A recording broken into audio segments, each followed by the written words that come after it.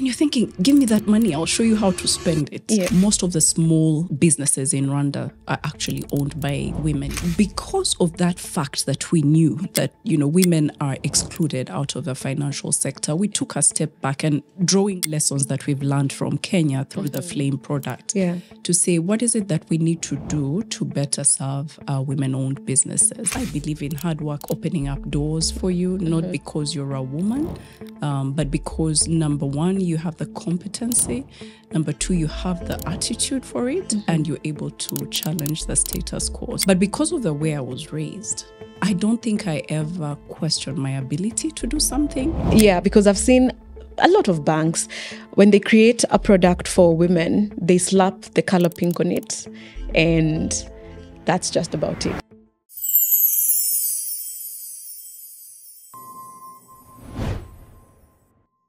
Okay, sometimes our identity is a map. And let me tell you why.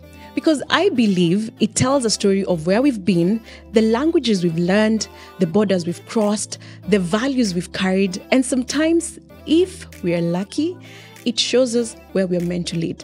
Now, my next guest is a true East African. She was born in Kenya, raised in Uganda, and right now, she's rooted in Rwanda.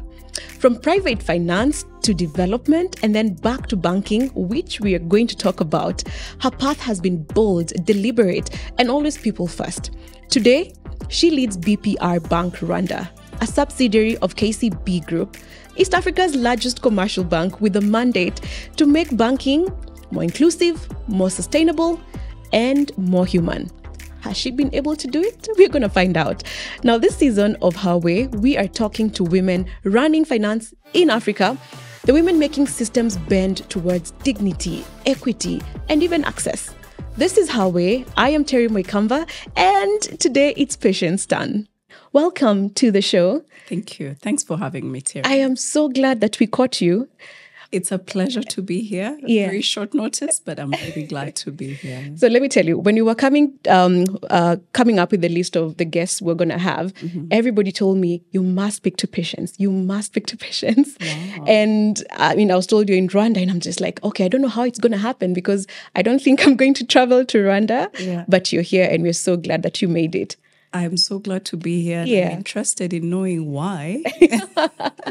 I will. Really interested. But thanks for having me. Yeah. It's really a pleasure. So let's start from the beginning. You have worked across East Africa. In fact, you've said that you're the true East African, born in Kenya, raised in Uganda, and then you settled in Rwanda. Yeah. I'm curious to know what spirit you carry of from every country. Yeah. We can start with Kenya. Very interesting. So like you rightly said, I was born in Kenya. I'm fully Rwandan. So my parents lived as refugees in Kenya. They lived in refugee camps in Uganda, and then later in life moved to Kenya because the situation in Uganda wasn't very friendly to Rwandan refugees at the time. And so my dad was a teacher in Kenya. Mom followed him. They started a family here. But we didn't live here too long. I left in my formative years, just at 9 years old. I think that the Kenyan spirit that I carry is that open-mindedness and curiosity and the ability to ask questions and adventure. I see Kenyans and I think these are really adventurous people. And I think that's a spirit that I've carried in me throughout my life. And the fact that I like to say I'm Kenyan by birth. I don't have any Kenyan identification, but I see myself as Kenyan at birth. Yeah. And then I moved to Uganda, had most of my education in Uganda. So that was the country of my youth. That's where I made most friends. So I also like to say I have a Ugandan heart. I still keep most of my childhood friends there, the neighborhoods in which I grew, also in different towns in Uganda, so wasn't really settled in one town. I carry an open-mindedness that I think I got from Uganda and also a bit of the adventure as well. Yeah. And then after university, I moved back to Rwanda because having been raised by Rwandan parents, and my story, by the way, is not unique. There's lots of Rwandans who have similar stories, having lived born and raised in countries outside of Rwanda. Moved back to Rwanda because being raised by Rwandan families, we were always reminded that Rwanda is home. Rwanda is the land of milk and honey. And so we had these fantasies about Rwanda, and I couldn't wait to just go back home and contribute to the development of the country. So I moved back in 2004 after university, and my entire career journey has been in Rwanda. So I'm hearing the Kenyan adventure, Ugandan heart, and home, Rwanda. Absolutely. I love that. And what do you think it means to be a true East African? I think what it means to be a true East African is I'm never limited by borders. I believe that as East African, we're one. There's so much more that unifies us than what separates us. And so when I'm in Kenya, I say I'm home. When I'm in Uganda, I say I'm home. When I'm in Rwanda, I'm home. Same thing with Tanzania and the rest of East Africa. So it's just that unity of purpose and the fact that there is a lot more that brings us together than what separates us. Yeah. I like to say that sometimes our identity is a map, like of all the places that we have been, the way we speak, the accents, the language. It's a map, and then it forms somehow our identity. Absolutely. And then it makes life easier. It makes life easy depending on where you find yourself. Because I've never struggled to identify myself with, Kenyan colleagues, for example. There's always something to talk about. A nice conversation starter that I usually have with Kenyans who are meeting for the first time. I'm like, do you know I was born in Murang'a? And they're like, really? What? Yes. Oh, wow. Yes. So my dad was a teacher in Thika High School. Yeah. Right? And so we lived right there. That's where I was born. Yeah. And so I say that and everyone has the same reaction. You have like, really? What? And then they start, can you speak Kikuyu? Kikuyu? No, I cannot. No? But it's a very nice conversation starter. Yeah. I enjoy that reaction. Like, what? Murang'a? Because Murang'a is very, like, that's Kenyan. Yeah. You're very Kenyan. Absolutely. Yeah. And you're going to talk about your dad a bit later on. But let's talk about your journey. So you finish high school and you decide to go to university. What did you study and how did you see that? Like, what was the dream? Yeah.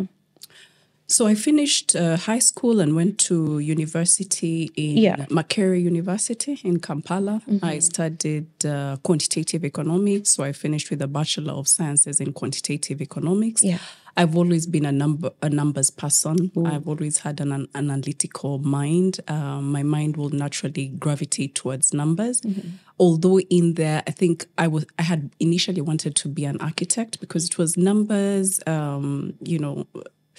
but with a bit of art in it. But I ended up doing quantitative economics. When I finished, I went straight into, banking. My master's was also in finance, an MBA in finance. So I've always been drawn towards numbers. Yeah.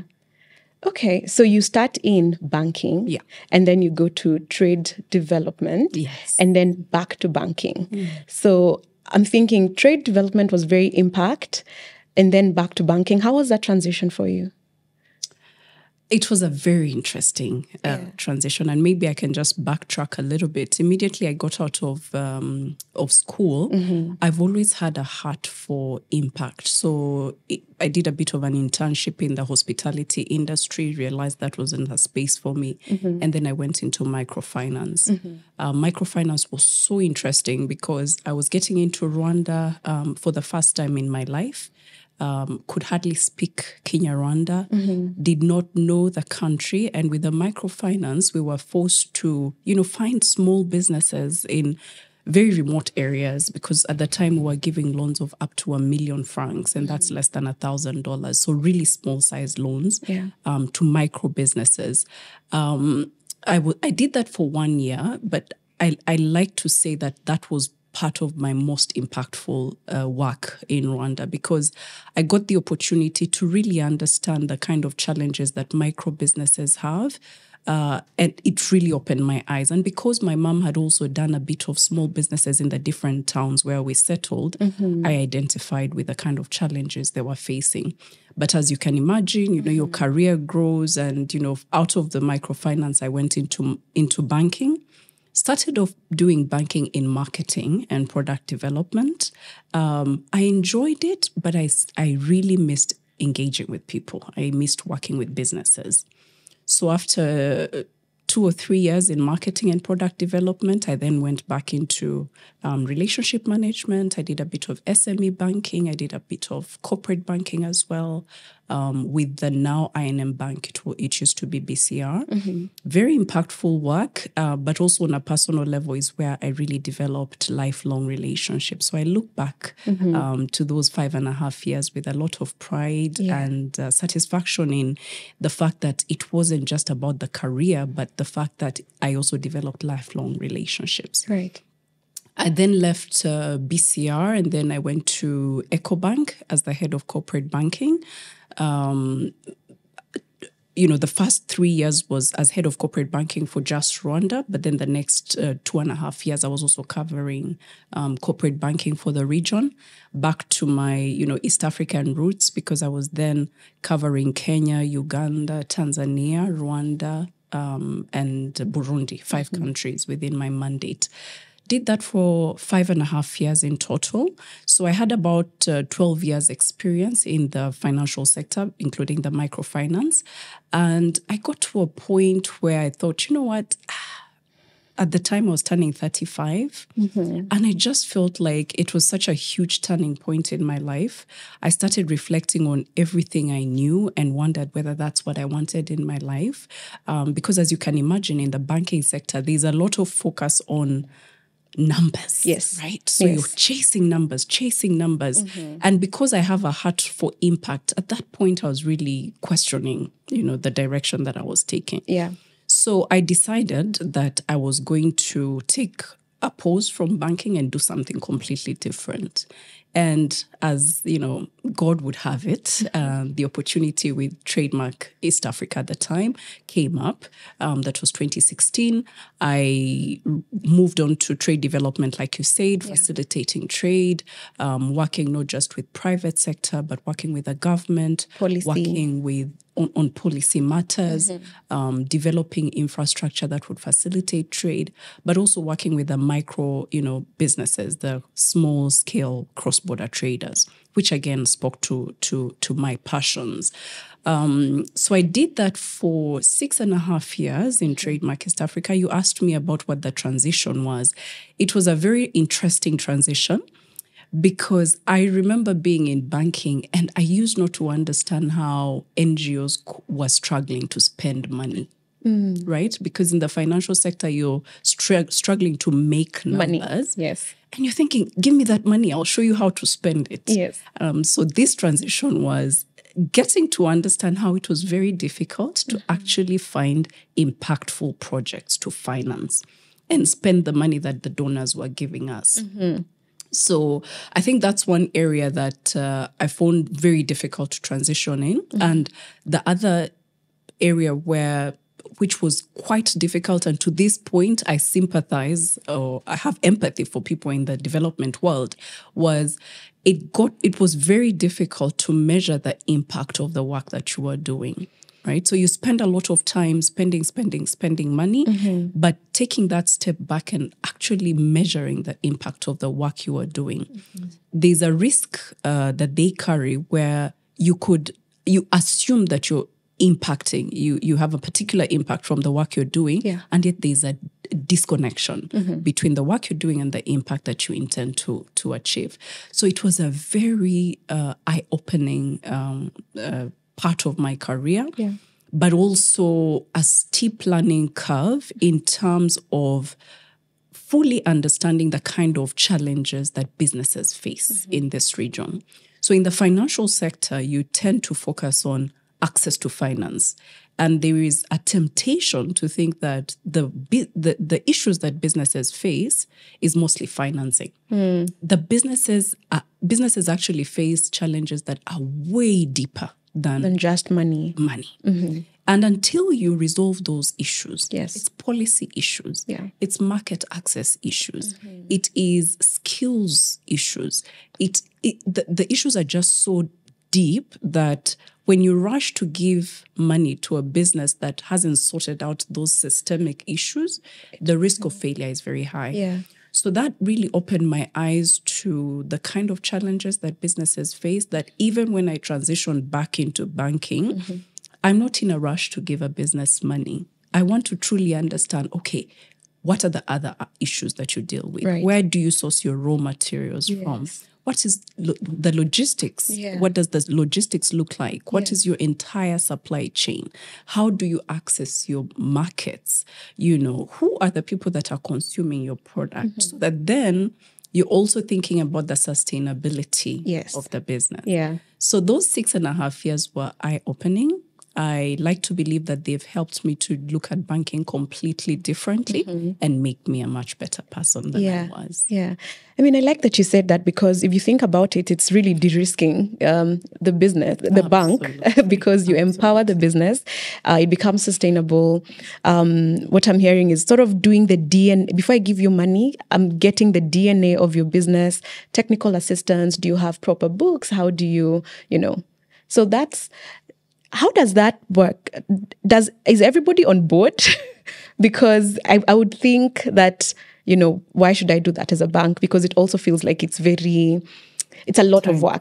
Yes, time consuming. Yes. So is everybody on board? Do you have to convince people that this is the right way to do it? No, not everybody is on board. We still have a tendency to look at how much time it takes us to close deals, right? Yeah. It's about how quickly can I move. Yes. And at the end of the day, we are profit-making institutions. Our shareholders expect a return. So I'm not saying we need to slow down. I think we need to keep up the pace and close transactions as quick as possible. As KCB Group, we like to say focus on execution. So when you start something, close it as quickly as possible. But just open up your mind to think about beyond this money. How do I ensure sustainability of the businesses that I'm supporting? Yeah. Okay. You talked about, moving from impact into banking. And one of the things that you've also spoken so passionately about is about women empowerment. And from where I see it, women empowerment has, for a very long time, been seen as a thing that NGOs do. But now we're seeing a lot of banks backing women in very many different ways. And I want to talk about a program that you have at BRP. I hope I pronounce it right. BPR. Ikamba. Yes, the crown. Yes. Please tell me about Ikamba. Great. So Ikamba was actually something that we developed, but as a group, as a KCB group, we have something similar in Kenya. So if you know Flame.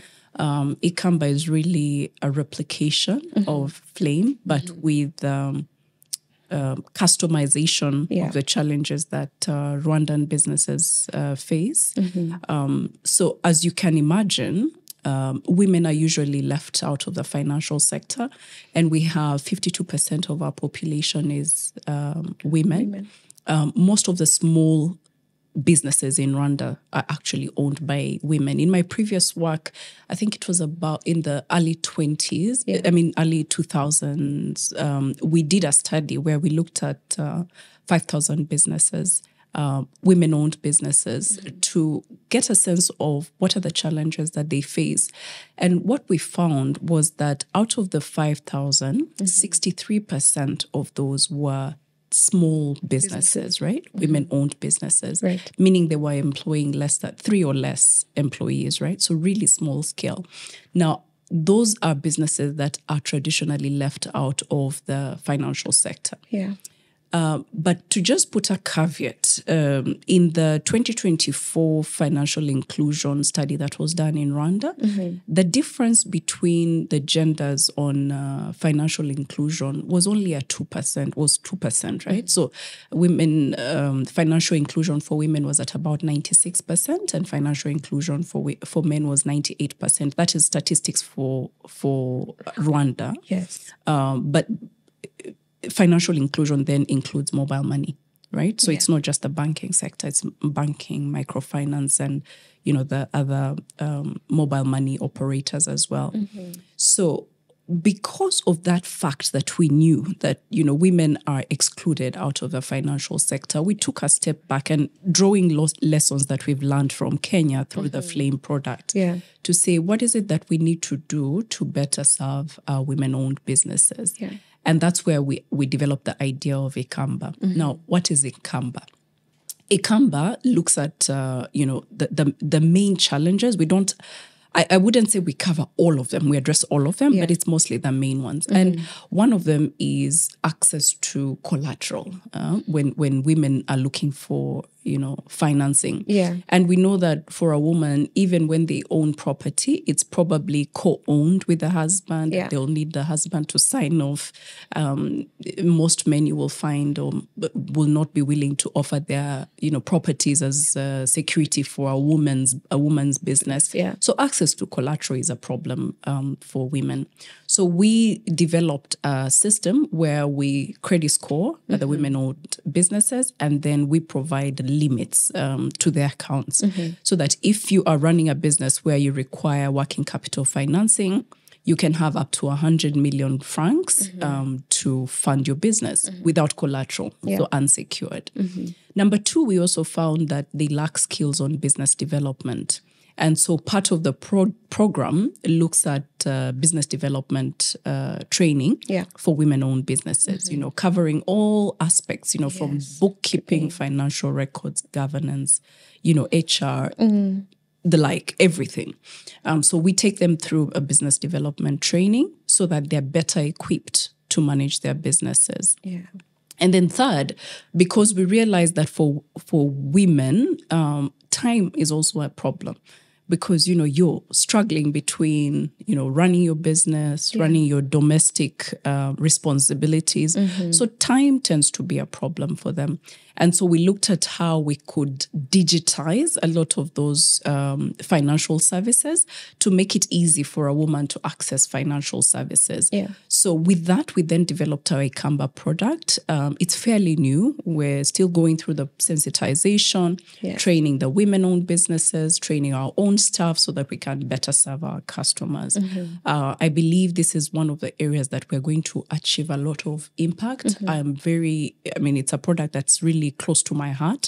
So we are monitoring it very closely, also to make sure that it doesn't end up just serving the needs of the few urban business owners, right? Because the tendency is we launch something like this, but it's the usual people who will access these services, right? We want it to go to the grassroots. We want it to benefit the women in the villages who are running small businesses so that we can actually achieve the impact that we want to see. I like that you said that because we've seen programs and then we've seen the people benefiting from the said programs and you're like, okay, I'm probably not going to be golfing. I'm probably not going to be in these spaces where these people are. But I'm keen to know, how do you plan on, reaching the women in the grassroots? Just a bit of it, because I know it's a grand plan. But how do you plan on reaching that Mama Mboga in deep the village, but also she has a really good business? That's a very good question. So one of the things that I believe we have as a competitive edge is our reach across the country. So BPR is known to be, the bank with the largest network across the country. So already just leveraging that presence that we have, making sure that we have staff that fully understand the product even before we try to drive it, and making sure then that they go to the grassroots. Number two is also working with the local government, because the local government in Rwanda operates fairly well. They're able to also facilitate us while we facilitate them, because they know where these businesses are. Then in addition to that, also just having market storms where we have the salespeople actually going into the markets and talking to these women-owned businesses so that we are close. The other thing with the women that I'm cognizant of, that we're cognizant of, is we're very relational creatures, right? So putting up a billboard to say, oh, come and get a loan, I don't know what, it doesn't speak to us, right? We want to engage with people. So that with that accessibility of the branches that we have, just making sure that we also have staff that are available to act as business support for these women-owned businesses, I think is one of the areas that we'll be able to scale. Yeah. Again, it sounds like the hard thing to do. Absolutely. Because I've seen a lot of banks, when they create a product for women, they slap the color pink on it, and that's just about it. You know, the pink washing. And I feel like a lot of banks are not going deep to understand the true needs of the women.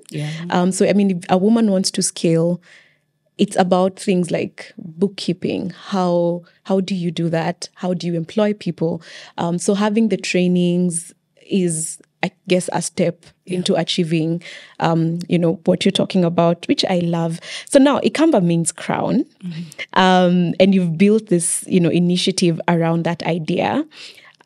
I want to know, when did you start to wear your crown fully? And what did it cost you? Wow. Yeah. When did I start to wear my crown fully? Describe wearing a crown. Embracing who you are fully. Yeah. Do you know, I haven't struggled with embracing myself fully. And I would credit my upbringing for that. There's not a single time that I questioned my ability, at least growing up. Imposter syndrome is a real thing. I have dealt with imposter syndrome. But because of the way I was raised, I don't think I ever questioned my ability to do something. I was raised to believe that as long as I put my heart to something, I can achieve it.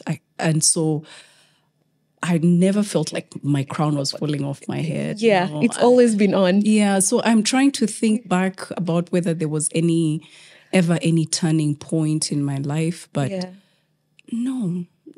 I think I've always worn my crown and been very proud to, be a woman that can enter any space and do what I put my heart to. I believe in hard work. I believe in hard work opening up doors for you, not because you're a woman, but because, number one, you have the competency. Number two, you have the attitude for it, and you're able to challenge the status quo. So I've never felt like I'm held back because I'm a woman. Yeah. You touched on something that I think every woman talks about, just having the imposter syndrome.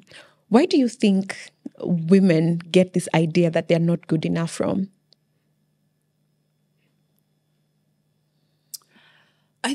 There are multiple reasons. Right. And it's very difficult to say why a different person might experience it.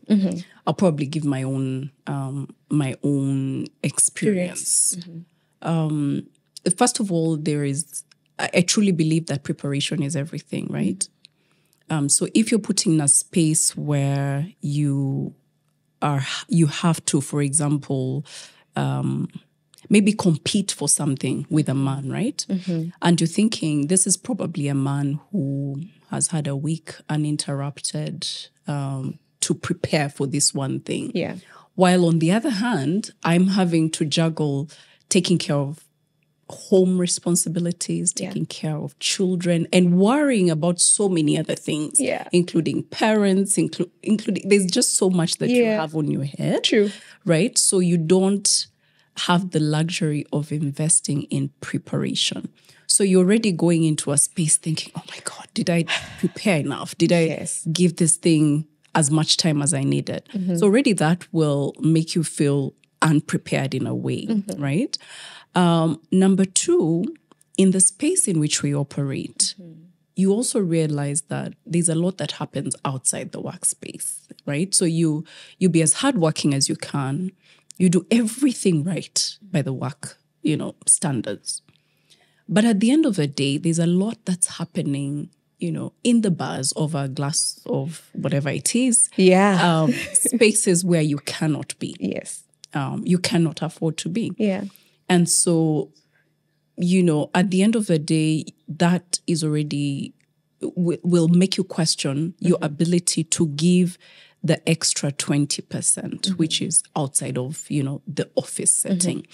So you'll be thinking, okay, maybe there will be some deals that will come and I probably will hear about it as the 10th person after all the other managing directors have heard about it. Yes. And so because of that, the bank might miss an opportunity because I'm the one leading this organization.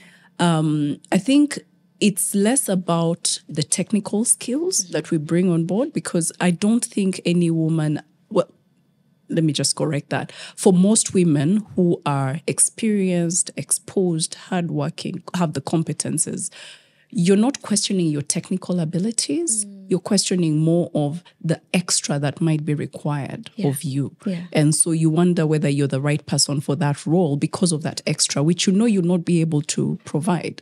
Yeah.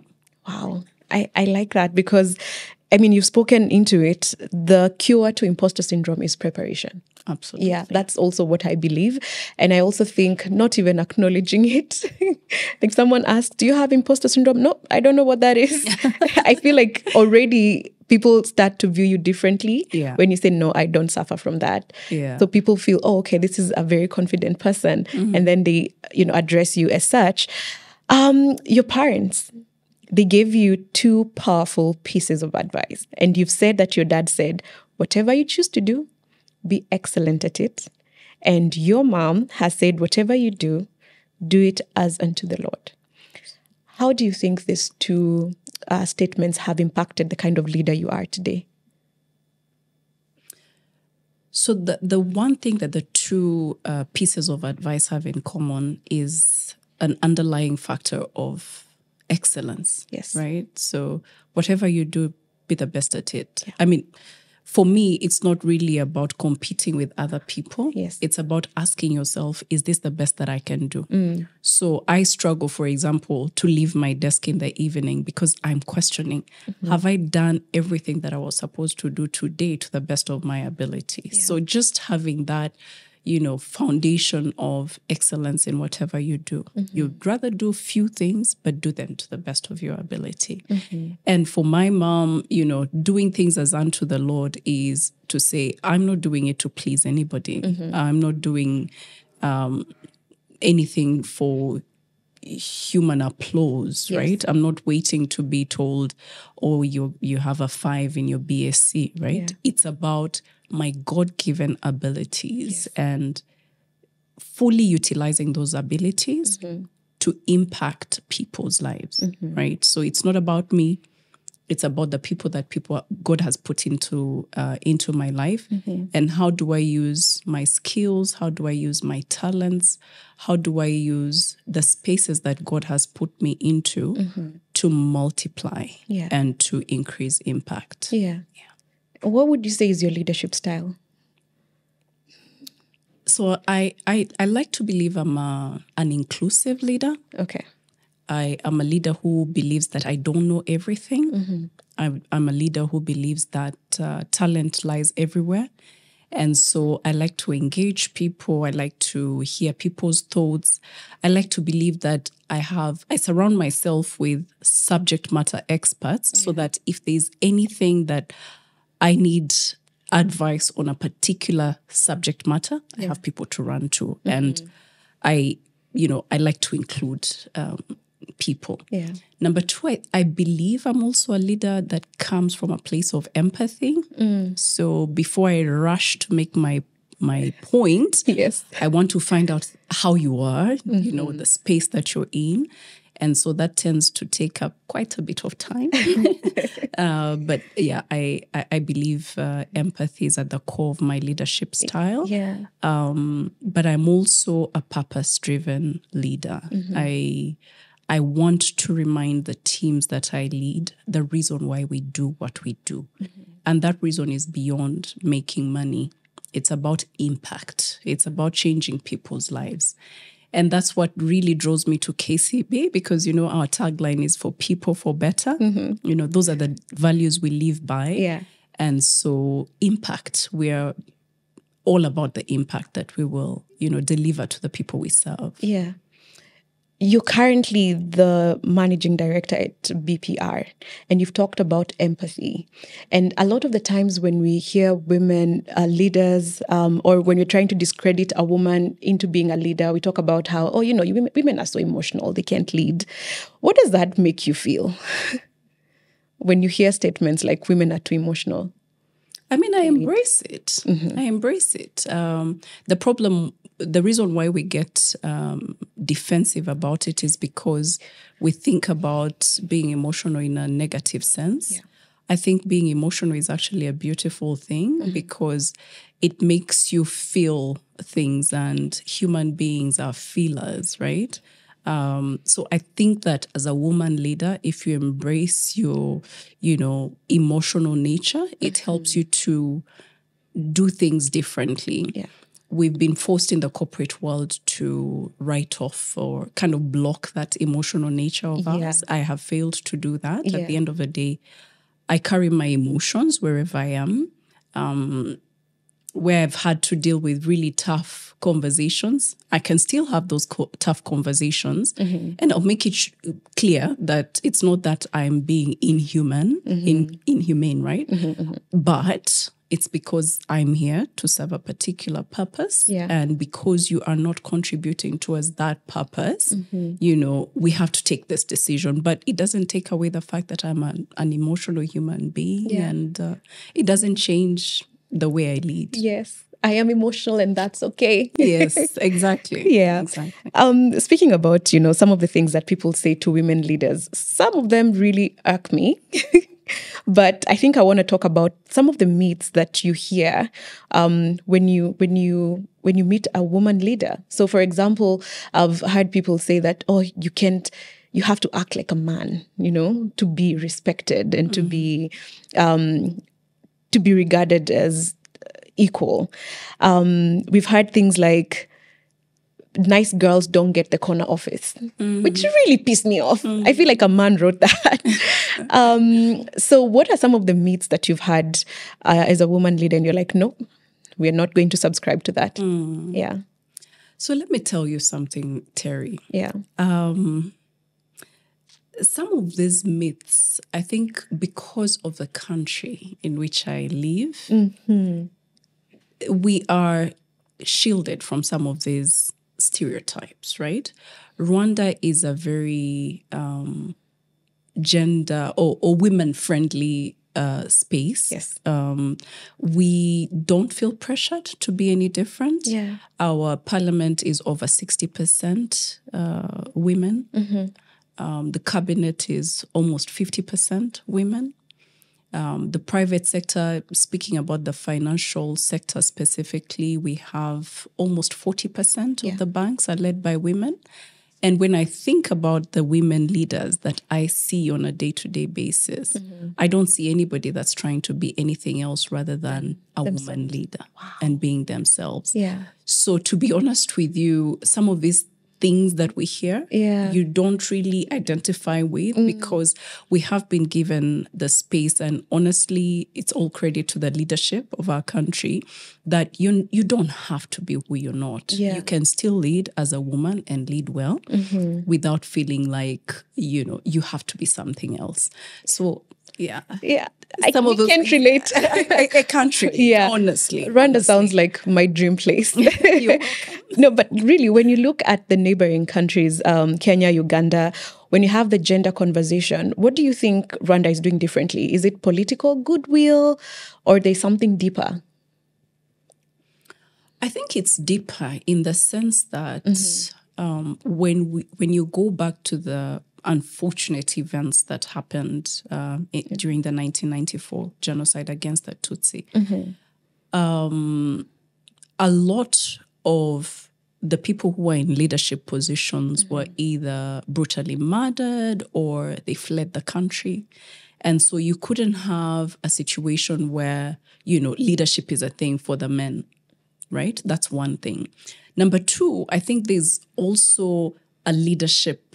The biggest change is because of the leadership mindset to say, if we're going to get anywhere as a country, we can't leave out 52% of the population, right? So we have to have women in leadership positions, and we have to be very deliberate about it because women may not necessarily step up, right, when the opportunities come up. So we have to be deliberate about putting women in leadership positions. So I think it takes a lot of intentionality before you can actually get that critical mass. Because even then, even with that intentionality, believe it or not, there are women who will have that opportunity, but who realize, you know what, if I'm getting into this space, it's going to eat into my private life, it's going to eat into my family time, or probably you have a man that is not ready for a woman that's going to go up that career ladder. And so I think there's still a lot of work that needs to go into getting, that change in mindset. Oh, wow. I absolutely love that. When I look at the statistics for the KCB group in general, I'm seeing that 70% of the people who work at KCB are young. It's the youth. And there's been a conversation currently happening around, the Gen Zs, this is how they like to work. They'll wake up one day and tell you, yeah, I feel like working from home. I am going to deliver. Has your leadership style had to change in some way? Is there anything that you're learning or unlearning when it comes to leading a very young population? Yeah, workforce rather, yeah. That's a very good question. Yeah. It's a very, very good question. And I have to think about...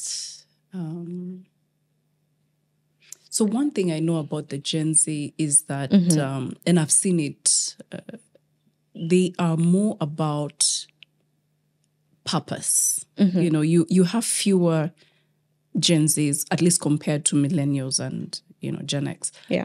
They are more interested in purpose. Why am I doing what I'm doing? Yeah. How does it make sense for humanity? They're much better people, to be honest, than we are, because they want to see how their contribution makes a difference in the world. So as a leader, I think what that has done for me is just that realization that I need to spend a lot of time talking about how our work changes the world. A lot of the young people in Rwanda, for example, are super passionate about the country, right? So just that ability to say that as BPR Bank, this is how we are contributing towards the development of the country. This is how we're contributing towards improving the livelihoods of Rwandans. And I believe that helps them to see how they fit into the bigger picture. So I think that is the one area that, and because it speaks to me as well, it's been an easy transition. Yeah. But I just need to be a lot more intentional in talking about it. So we started this conversation talking about the air and how you sometimes feel like it's not so clean. And, I'm just thinking right now, you're a mother. And when you look at your children, do you sometimes think, what kind of world am I leaving them in? And has that created an urgency in how you obviously lead and some of the things that you invest in when it comes to sustainability? Yeah. Absolutely. But again, I will start off with the fact that as a country, I think we're having the right conversations about the environment specifically, right? Today, if you enter Kigali, you'll find that a lot of the works you'll see around you in the surroundings is swamps that are being reclaimed, right? So people have been taken out of swamp areas and they're being green. So we have eco parks across the city. And as a bank, we've actually taken the time to think about what is our contribution to this. So we have a tree planting initiative. It's been going on, I think, since 2017 or thereabout, where we've committed to planting at least 1,000 trees per year. So that's something that we're doing on the environmental side. In terms of the world that we're living, I'm living for my children. If I choose to be very Rwanda focused, I think, I get the sense that, in fact, not just the sense, I am pretty confident that the decisions that are being made today are not short-term in nature. There's a long-term view in the decisions that we make as a country. Yeah. When I look beyond the borders, then I start to wonder, and I keep saying to my children that I am building or I'm raising global citizens. I don't see them limiting themselves to Rwanda or the region. I want them to be the kind of kids, if they're dropped in Finland, they can thrive there. If they're dropped in Australia, they can thrive anywhere in the world. My worry then becomes, are they prepared for that world that's beyond the borders that I know? Yeah. Right? Because in Rwanda, very confident, the decisions that are being made, they, when it's their time, they will be happy about the decisions that we have made today in their time. Yeah. And, as you speak, I'm just reflecting on how you've been described, and it's very evident. So people have described you as very graceful, very poised, and strategic, as well as deeply accomplished. But I want to know, is there a fear that still lingers? Do you have any fear? Is there anything that you're afraid of? I think my biggest fear is when my life is over and I haven't utilized my God-given talents, right? Yeah. That is really my one of my biggest fears. Probably the second biggest fear would be looking at my children in future and they're not the kind of citizens that I envisage today. Yeah. I think that would be a very difficult place to be, because then I will question the priorities I set for myself. Because to be honest, a fear I live with every day is the choices that we make. I'm here in Nairobi, for example. My kids have started school. This week they actually had tests. But I wasn't there with them because work has taken me somewhere else. So my fear is, at a later stage, if they don't turn out as I would love for them to turn out. Otherwise, I love to think about life as a great opportunity to just live and impact and enjoy and have a good time while doing what, God has put in our hands. Yeah. I like that. And, I guess even as you lead, there are certain things that you've been able to put in your life and you say, okay, so this I'm not going to compromise on. Is there anything that is so sacred to you that it doesn't matter if there's a conference in Nairobi or wherever else in the world, that this is what I want to do and I will not compromise on that?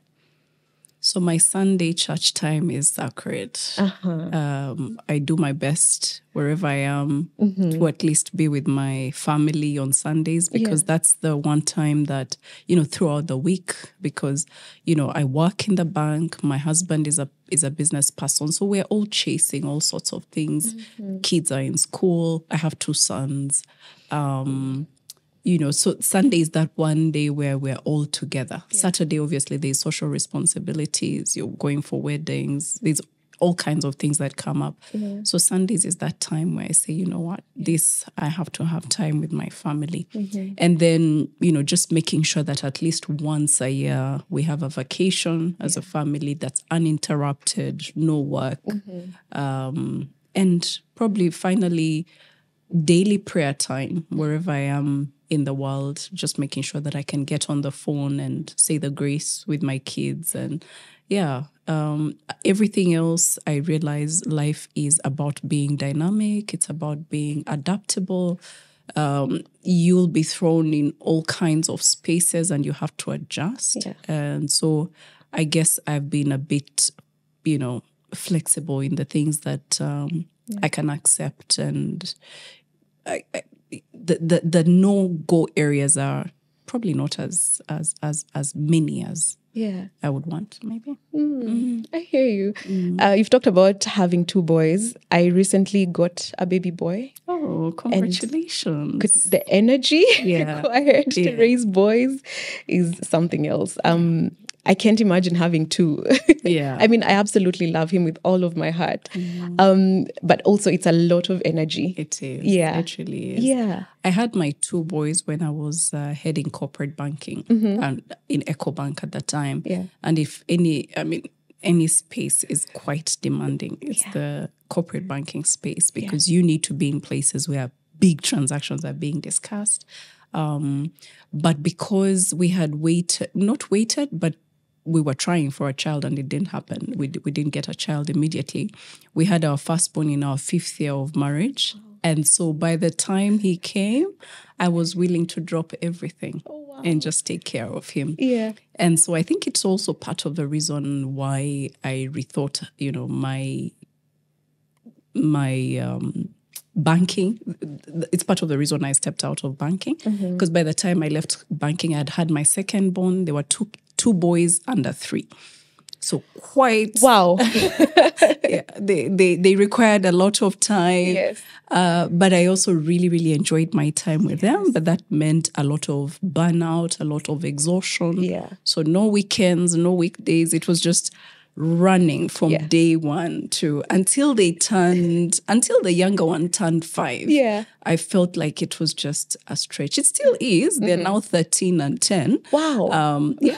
But Teenagers now. well, the older one is a teenager, but still quite demanding. I think with children, once you have them, parenting never stops. It's worrying about one thing after another, finding opportunities to impact, finding opportunities to teach. I think so many teachable moments with boys, but it requires that you have time to watch them, watch the decisions they're making, so that you pick out those teachable moments and instill some values in them. Yeah. But I think because it's my first baby, the thing that makes me so happy is just like realizing how they know nothing and we're sort of... So the other day, my son tried to catch water. And it's just like, what? Oh, poor boy. There's a lot to learn. Yeah. So they're very literally in the thick of it in terms of like no sleep. Yeah. But it's in the little moments when he's asked to say flower and he points me. He's like, flower. And then he points mama. So that's so cute. How old is he? He's 1 year now. Oh, that's so cute. Yeah. That's a lovely age. And you need to enjoy it because they grow so fast. I've gotten to a point where I say, you need to go back to that age because I miss it a lot. Yeah. So enjoy it. It's the cutest. Yeah. All right. So as we close, you're sitting right opposite the 21-year-old Patience. What are you telling her?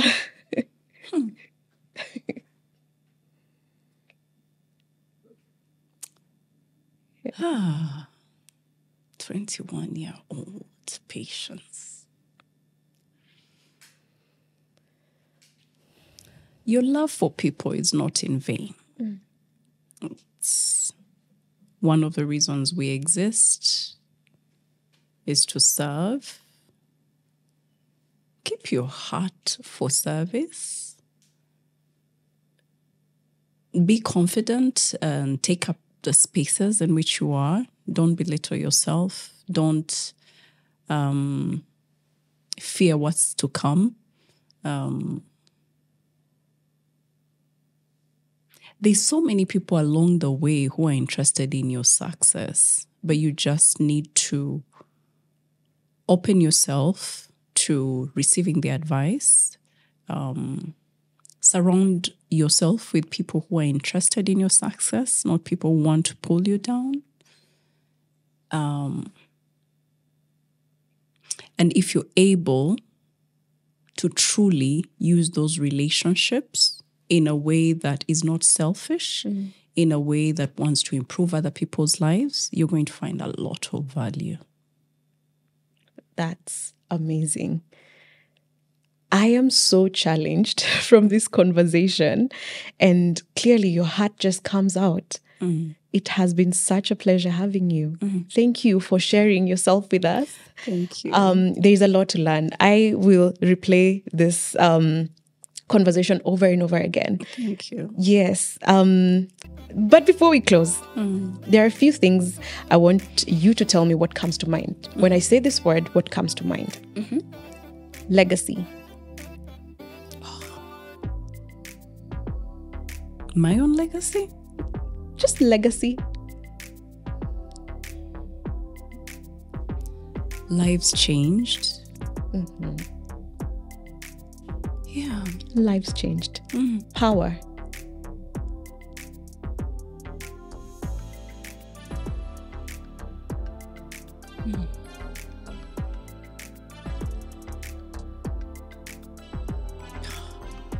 One word? It could be a sentence. Power, if used positively, could be so impactful. Yeah. Doubt. So unnecessary. Okay. A woman who has held space for you.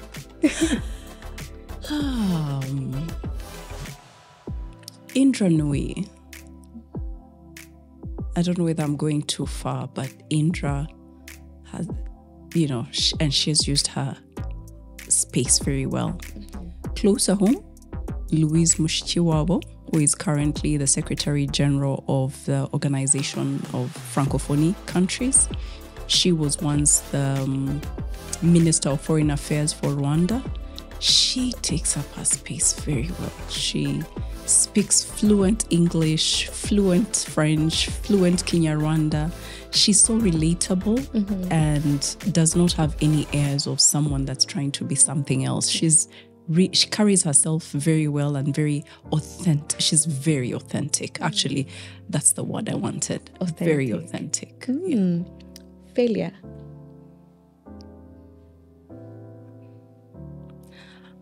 I think failure is over, and I'm trying to find the right word for it. It's feared too much unnecessarily. Yeah. Because from failure comes lessons, and mostly lifelong lessons. When I think about the areas that I have failed, that's where I have drawn my most impactful lessons. So we fear failure more than we need to. Yeah. Sorry, I think I'm just going to add something here. I feel when people say they fear failure, I sort of feel like it's embarrassment that they fear. A lot of time failure comes with some form of, I don't want people to see me trying. I don't want to be seen like I have. It's about what other people see. So I keep asking when someone tells me, I'm just afraid of failure. And then I ask, are you afraid of failure or are you afraid of embarrassment? Or also the impact that might come from outside of the learning, the impact that might come with failure. Think about a business failure, for example. You're losing money, probably you've borrowed, or probably you've put up your house as collateral. The impact could be really heavy. Yeah. So I guess there's also a need to fear it without thinking about that huge impact that could come out of it. But if you're thinking about it in terms of the smaller losses that could come out of it, I think you're right. It's about the fear of embarrassment, fear of judgment, fear of, what will people think, Yeah. Okay, let's go back to our words. A part of yourself you're still learning to embrace.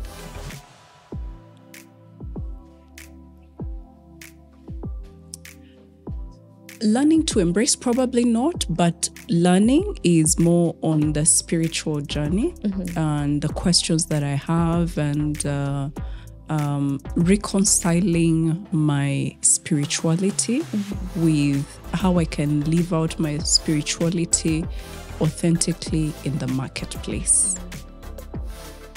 Ikamba. A woman wearing her crown confidently, living out to her full potential, being emotionally stable, financially secure, with her family thriving, and also spiritually grounded. peace comes to mind when I think about peace? Okay, I was going to say Rwanda. I almost knew you were going to say Rwanda. I don't like being predictable, but I was trying to find something else that's not Rwanda. But, there are times when I don't close the door of my house. What? Yeah. I don't have cameras in my house. Okay, so the bank provides security. There's a security, guard, but I'll get to the door, and before I even get to the gate is opening because they know the sound of my car. Yeah. I mean, that's peaceful. Yeah. So Rwanda. Rwanda. Yeah. Lastly, East Africa. Home. Yeah. Home. Yeah. Yeah. I love East Africa. Yeah. I feel like that's a beautiful place to close it. Where we began. Yes. Yeah. Yes, thank you. Thank you so much for coming. Thank you, Terry. It has been so interesting having this conversation with you. Like I said, I am challenged. I am learning. And I am going to try and be more positive about our country as well. I pray we will be. Yeah. Yeah.